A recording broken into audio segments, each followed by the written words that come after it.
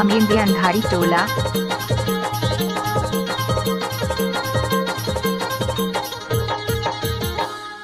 कर्म के लिखना लिखे भाग्यवाना, चल भागी दोनों चलन दे जमाना। कर्म के लिखना लिखे भाग्यवाना, चल भागी दोनों चलन दे जमाना रे। चलन दे जमाना हम होगे दीवाना, चलन दे जमाना हम होगे दीवाना, हम होगे दीवाना, हम होगे दीवाना। कर्म के लिखना लिखे भाग्यवाना, चल भागी दोनों चलन दे जमाना रे। कर्म के लिखना लिखे भाग्यवाना, चल भागी दोनों चलन दे जमाना रे।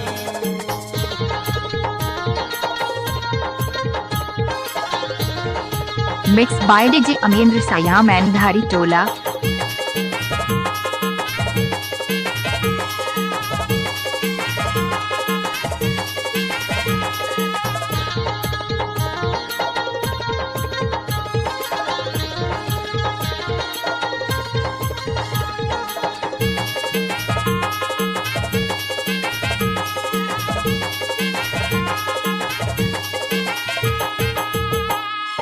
बास के कल गिली फिरे नवे काबू दी फिरे नवे ना। बास के कल गिली फिरे नवे काबू दी फिरे नवे ना।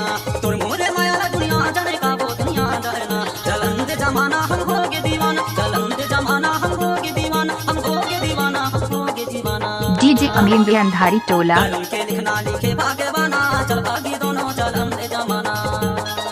कर्म के लिखना लिखे भाग्यवाना, चल भागी दोनों चलन दे जमाना रे।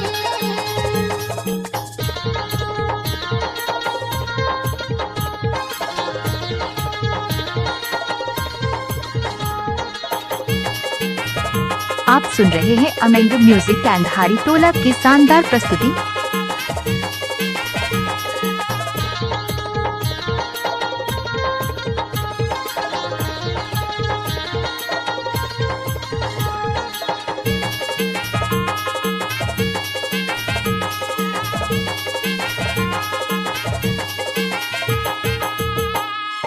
नीम के पत्ते जाते करुहा रे जाते करुहा।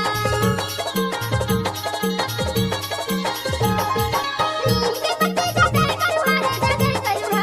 मोर माया मैया बन के करुहा खा बन के करुहा। चलन दे जमाना हम होगे दीवाना, चलन दे जमाना हम होगे दीवाना, हम होगे दीवाना, हम होगे दीवाना।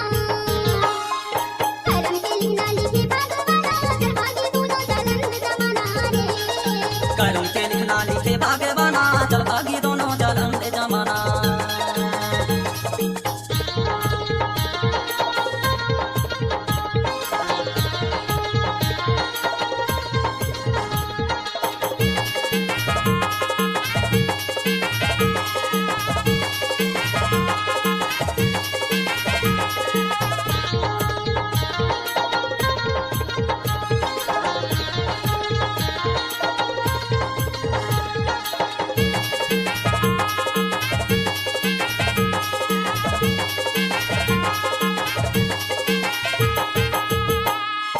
मंगा के रुकना तू इचे पर भागा तू इचे पर मंगा के रुकना तू इचे पर भागो तू इचे पर तोर माया मगाई बन के उधर भागो बन के उधर। चलन दे जमाना हम होगे दीवाना, चलन दे जमाना हम होगे दीवाना, हम होगे दीवाना, हम होगे दीवाना। कर्म के लिखना लिखे भाग्यवाना, चल भागी दोनों चलन दे जमाना। कर्म के लिखना लिखे भाग्यवाना, चल भागी दोनों चलन दे जमाना रे।